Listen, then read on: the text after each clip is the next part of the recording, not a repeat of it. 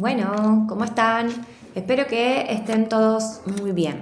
Vamos a seguir un poco con este tema. Hasta ahora vimos qué es lo que nosotros entendemos por vínculo y cómo en las relaciones humanas pueden aparecer distintos tipos de tensiones, proyecciones, ansiedades que van a hacer que la interacción entre dos o más personas sea un poco más compleja de lo que nos gustaría o podemos manejar. Pero vamos a sostener que si bien existen vínculos patológicos, no todos los vínculos son patológicos, existen también los vínculos sanos. Estos vínculos se van a caracterizar por ser aquellos vínculos que nos permiten crecer, transformarnos y aprender del otro. Cuando Pichon-Rivière se refiere a vínculo sano, lo va a plantear o va a hablar de aquel vínculo como algo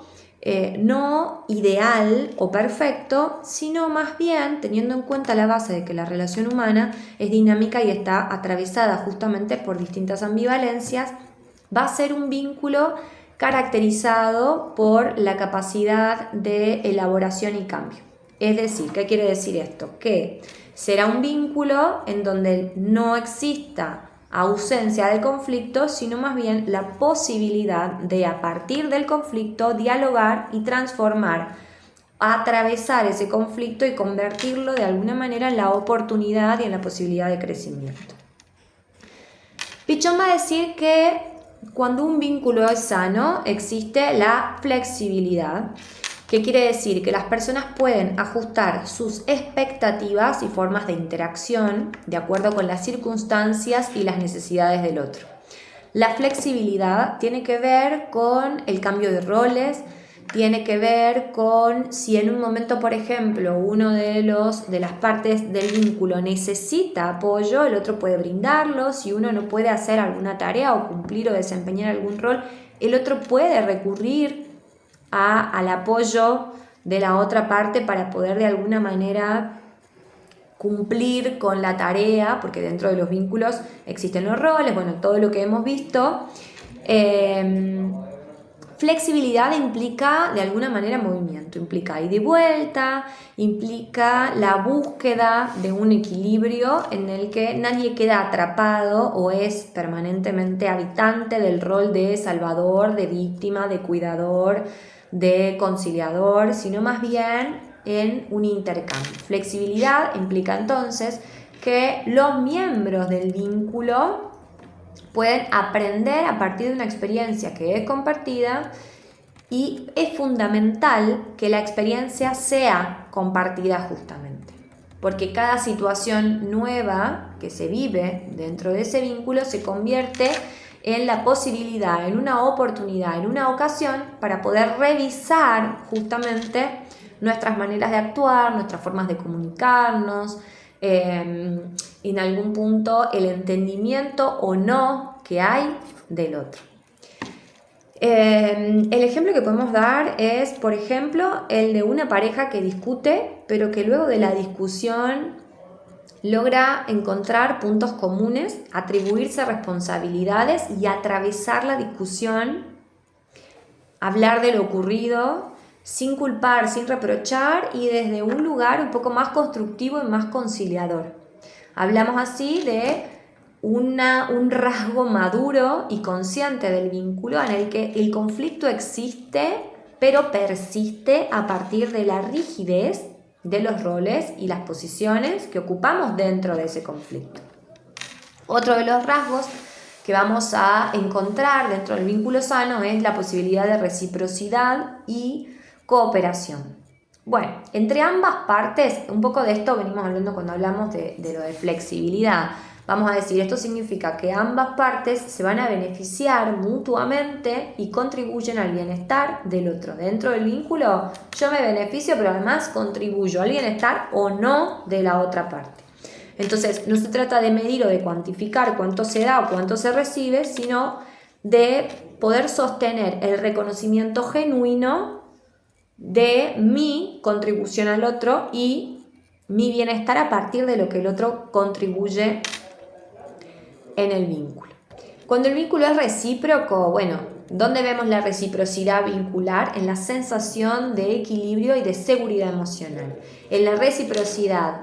y en la cooperación lo que encontramos es un otro que sostiene, un otro que acompaña, un otro que permite, justamente a partir de su flexibilidad también, que la cosa marche, avance, que se pueda ir más allá, que se pueda formar una nueva manera de pensar en donde no se trate de culpas y no se trate de victimarios, sino más bien de posiciones. Hay otro elemento u otra característica muy importante que sostiene esa reciprocidad y tiene que ver con la comunicación, abierta y sincera. Cuando nosotros hablamos de la comunicación es como el elemento base y primario quizá en relación al vínculo. Esto no quiere decir expresarse y comunicarse todo sin filtros, decir todo lo que uno piensa, tener una honestidad emocional brutal o no tener miedo al rechazo o no tener miedo a ser juzgado, sino más bien una comunicación abierta implica, por ejemplo, o permite que el otro pueda entender mal lo que yo quiero decir, que haya lugar para aclarar el malentendido, poner en palabras aquello que incomoda, pero sobre todo escuchar de alguna manera lo que el otro necesita decir y pensar,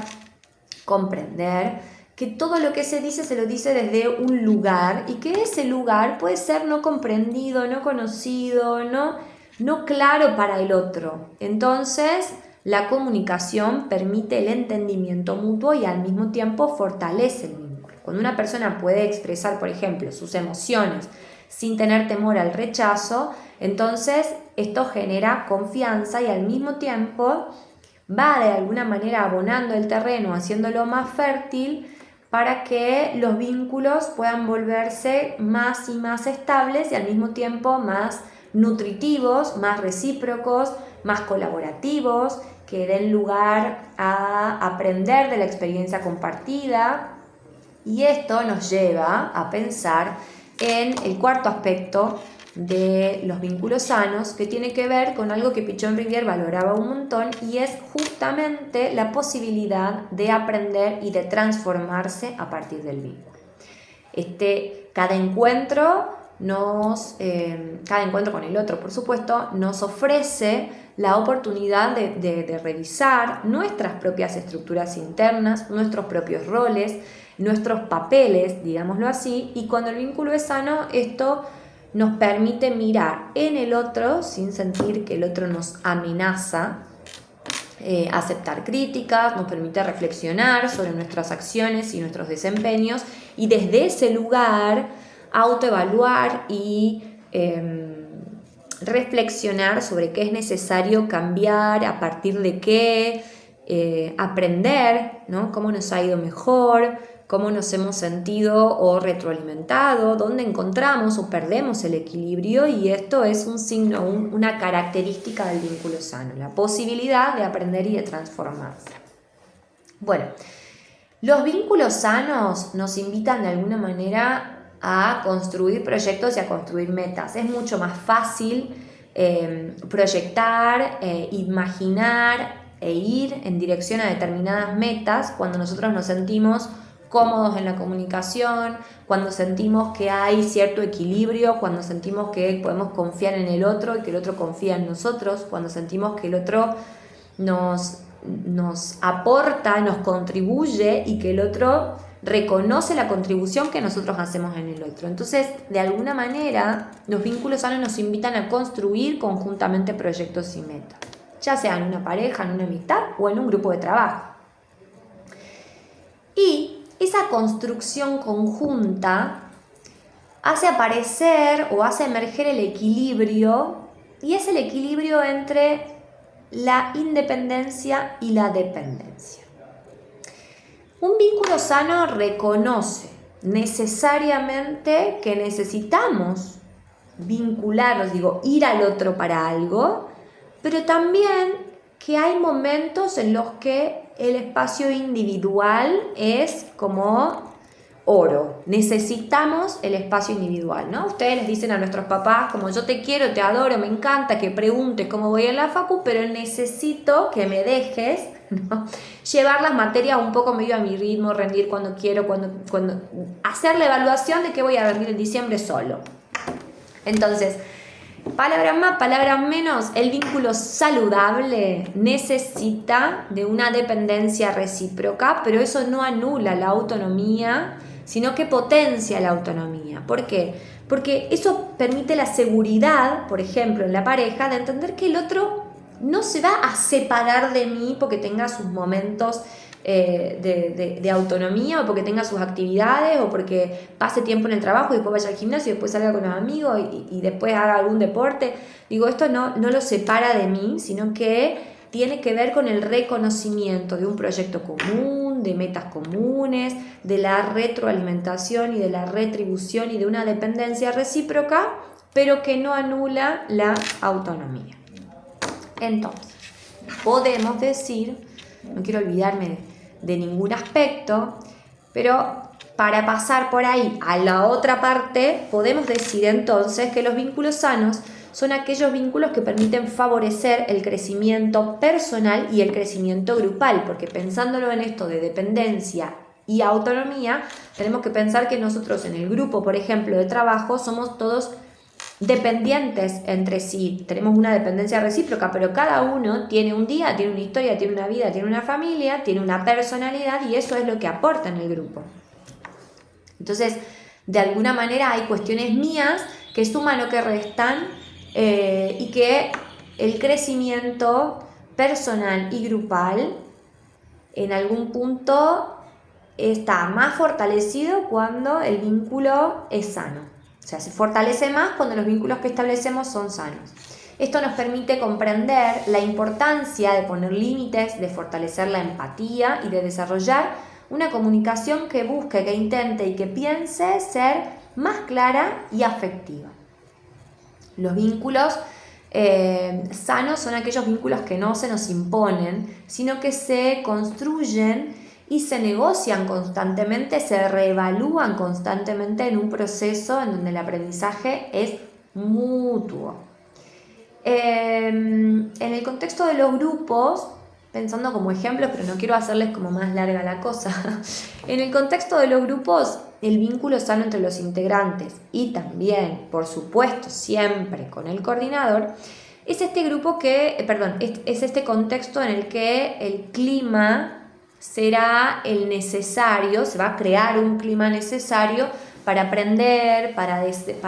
desandar y desplegar la creatividad, y también donde se ponga en juego todo el tiempo la cooperación.